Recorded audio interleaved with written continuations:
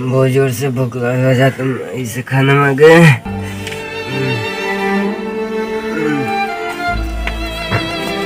करी भीख मांग गइल बान, जोगी गइल बान, घर में कुछ बा ना, कहाँ से खियाई, कहाँ से कमाई, कमा के ले हम जोगी तो बना के लैकन के खियाई, लैका यहाँ सन तब नुती हुई, घर में कुछ बा ना, भिक्षा अच्छा कहाँ से हम खियाई।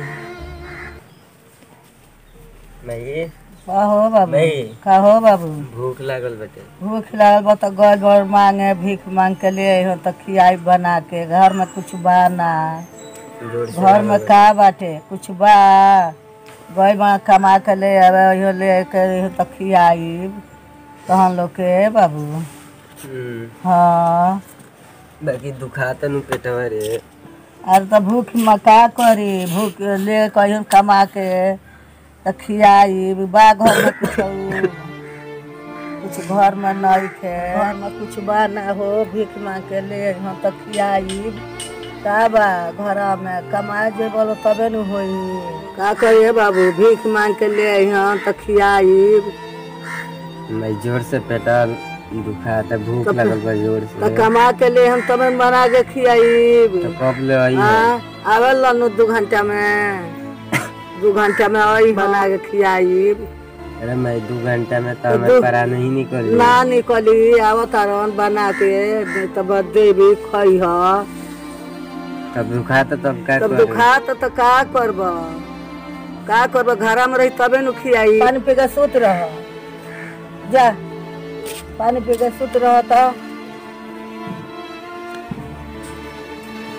का करी बबुआ, कब ले आई हन भीख मांग के तो कब ले खियाई, कहाँ से खियाई, बना के दी हन ले हन तबे न कमा के खियाई।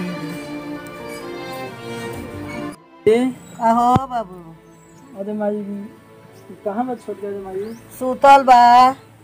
अरे माई खाना वाना खले से छोड़ गए? कहाँ से कहाँ बा के बनाई?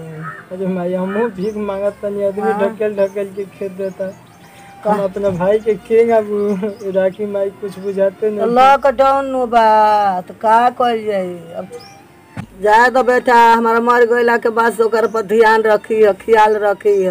अरे माई हम तो तहनी में खातिर तो जोगी के भेज दे कि हम गली गली भट के तनी कि तहन के हम उपासना से तो मर जाइब नु तो ओकर पर ख्याल रखी है, ध्यान रखी है। कुछ खइलू है ना ये बाबू, का बाकी खाई छोटके तो क्यों ना खलसिया माई? ना तो न क्यों ना खइलसिया। वो कहाँ में माई? सुतल होई केनियो। ए माई ओकरा उठे से पहले हम जाते केनु भीख मांग के लेके आइम, हम चल जाते माई। ना दी तो का करब, जाए तो माई हम केहूँगा जुगाड़ करके लेके आइम, ओकरा उठे से पहले हम कुछ लिया के रख देम कि हमर भाई उठी तो खाइए माई। जा ले अब। ठीक है माई हम जाते हैं। जा आई बबुआ तो कह दिया कि भैया लेके माई। ठीक है हम जाते नहीं माई। का करी, एगो लड़का भूखे मंगता, एगो लड़का जोगिए बन गई, फकीर बन के घूमता, का करी हम।